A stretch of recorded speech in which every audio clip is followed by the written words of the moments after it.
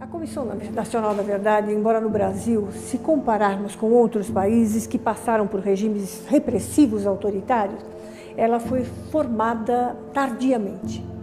Então há muitas críticas, muitas pessoas criticaram o fato do Brasil não ter tido a sua Comissão da Verdade, mas se nós deixarmos de lado essa questão, o fato da Comissão da Verdade ter sido criada, o fato dela ter desempenhado o seu papel e cumprido o seu papel a ponto de entregar o seu relatório final na data imaginada, na data esperada, é absolutamente fundamental. Uma coisa que as pessoas às vezes não conhecem, não entendem muito bem, é que a Comissão da Verdade, ela chamou todas as pessoas que pudessem estar tanto envolvidas com a própria luta armada, como pessoas que eram os torturadores, aqueles que faziam o serviço sujo para o regime militar. Eu tive uma experiência de estar um dia na Comissão da Verdade e nesse dia eu assisto um depoimento de um torturador notório e esse torturador notório um pouco me assustou, vamos dizer assim. Era um velhinho, veio com o seu filho, talvez para se sentir um pouco mais forte, menos temeroso, vamos dizer assim, e a todas as perguntas que a Comissão da Verdade fazia a ele, ele respondia sistematicamente de forma negativa. E com digamos assim, um sotaque paulista, mas da Moca, ele dizia: mas eu? DOI-CODE? Não tive nada para ver com o DOI-CODE. Mas como eu? Eu não tenho nada com isso. Se as pessoas faziam, não fiquei sabendo, né? Então, esta é a lembrança que eu tenho de uma participação específica na Comissão da Verdade.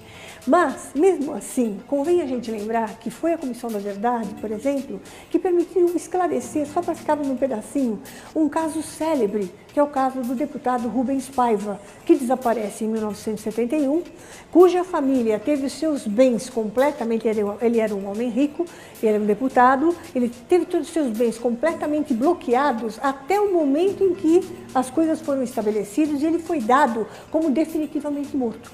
Como o corpo nunca foi encontrado, na realidade, esta família pôde ter paz a partir do momento em que a Comissão da Verdade conseguiu puxar esse caso, puxar esse fio. Então, se de um lado podemos dizer que ela começa no Brasil de uma forma tardia, o outro aspecto é que ela tem uma importância visceral para o Brasil, como teve para outras nações, que foram nações que também passaram por regime autoritário. A questão dos depoimentos que foram dados para a Comissão Nacional da Verdade é uma questão absolutamente essencial, né, fundamental. E quando ela faz a listagem das pessoas que contribuíram para a tortura, para as mortes e para os desaparecimentos, é uma coisa muito importante, porque ela é absolutamente oficial. Uma coisa é você ter alguns organismos que são válidos, maravilhosos, mas que sempre agiram de uma forma sem ter o respaldo oficial. A Comissão Nacional da Verdade tem o respaldo oficial. Então, quando ela entrega um relatório, nesse relatório constam nomes de pessoas, que foram pessoas que estavam comprovadamente infiltradas na chamada guerra suja do governo militar, isso é fundamental. Isso da base vai contribuir, embora ainda não esteja, esta contribuição ainda não esteja acontecendo no momento, mas vai dar base com certeza para os inúmeros processos que estão sendo movidos já contra as pessoas que foram torturadoras. Há um grupo de jovens procuradores que montaram uma equipe chamada Justiça de Transição. E nessa equipe de Justiça de Transição, eles encontraram um ponto fundamental. Todo mundo fala assim: ah, mas com a lei da anistia, você não pode mexer em nada. Você não pode botar essas criaturas no banco dos réus. Eles encontraram uma solução para isso. Eles encontraram uma brecha nessa legislação e a brecha é observar. Bom, se o indivíduo desapareceu e até o momento não foi encontrado, quando ele desapareceu, ele estava sob a guarda do Estado, isto figura como crime continuado, ou seja, está sequestrado até hoje, não se tem restos mortais. Consequentemente, ultrapassa a linhagem da própria anistia, que vai até 1979.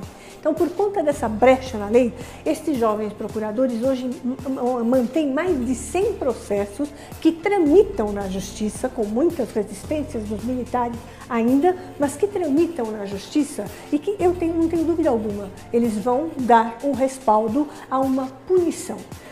Não quero que se pense que eu sou uma pessoa feroz, que quero ver estes homens na cadeia, quero ver eles passar por aquilo que os outros passaram. Não é isso. Apenas é importante a gente pensar, quando é que nós podemos virar a página finalmente? Nós só podemos virar a página finalmente desse episódio desastroso que foi o regime militar a partir do momento em que nós acertarmos as contas com a história. Então, quem cometeu crimes precisa ser julgado. E é neste momento em que nós estamos e tem vinculação, sim, e força com a Comissão Nacional da Verdade. Eu acredito que desde 1995 estamos fazendo uma contagem, né? Estamos tentando incluir cada vez mais para tentar abarcar exatamente quais todos aqueles que foram alvos de perseguição, repressão, morte, tortura, desaparecimento. Agora, a cada tempo que isto acontece, nós vamos observando que há uma atualização, ou seja, o número aumenta um pouco. Então, se começamos em 1995 e depois, por intervenção do ex-ministro Nilmário Miranda, surgiu uma outra publicação que também mostrava o número de mortos e desaparecidos e já era um pouco superior à de 1995, eu acho que a última das publicações é uma de 2007, ou seja, a publicação que fala sobre o direito à memória e à verdade. Mas mesmo esta de 2007, que é a mais completa que temos atualmente, acredita-se que foi muito bem fundamentada, ela tem ainda algumas restrições. Então, se pensarmos, por exemplo, em situações como de camponeses, indígenas, nós vamos ver que isso não está suficientemente documentado ainda. Mas a boa notícia, existe um grupo que trabalha especificamente com a questão dos indígenas. Não temos ainda a mesma coisa em relação aos camponeses, mas em relação aos indígenas já existe um grupo articulado que está fazendo seus levantamentos, ele tem site, está completamente organizado e nós já temos acesso a algumas formas de perseguição em relação a esse grupo populacional. Então, a nós compete o quê? Compete sempre apoiar estas iniciativas e lutar para que outros setores que não estão incluídos passem a serem incluídos daqui para frente e nós tenhamos uma ampliação para, quem sabe, um dia chegar ao número total das pessoas que foram alvo de repressão no Brasil. Desde 1995 começam a surgir leis a respeito dos direitos de reparação. E essas leis do direito de reparação, elas foram sendo sucessivamente ampliadas, modificadas com o passar do tempo. De modo que nós vamos ter um processo de desenvolvimento dessas leis de forma a poder abarcar a maior quantidade de pessoas, né? Eu acredito que este número vai tender a crescer, não há dúvida nenhuma, e que com o passar do tempo a gente chegue talvez a uma resposta um pouco mais positiva. Quanto a isso em relação às pessoas, foi agendado, existem pessoas que aceitam, existem pessoas que criticam esta questão da indenização. Deve-se pagar indenização, há indenização possível para um caso como esse, então as opiniões são as mais variadas possível. Quando o projeto saiu, a partir de 1995, ele já sai com uma série de críticas. Obviamente, críticas muito à direita, mas algumas críticas de pessoas que ficam espantadas. Para que mexer nisso? Ou pessoas que não tinham conhecimento do que estava acontecendo, isso cai como uma bomba. Pagar essas pessoas para quê? Se elas, na realidade, queriam tomar o poder pelas armas, né? Então, na realidade, essa questão da reparação, na minha muito modesta concepção, ela é uma questão absolutamente necessária. Não que eu ache que se vá reparar, ou que exista a possibilidade de reparar uma situação de perda, morte, de desaparecimento gravíssimo, o mais grave de todos os crimes, a família não tem paz, da tortura, da prisão do processo a que essas pessoas foram submetidas. Então, nada disso que aconteceu pode ser reparado ou tem reparação possível. Mas acredito que é um avanço imenso da lei você ter essa política de reparação. Venham as críticas de onde vieram.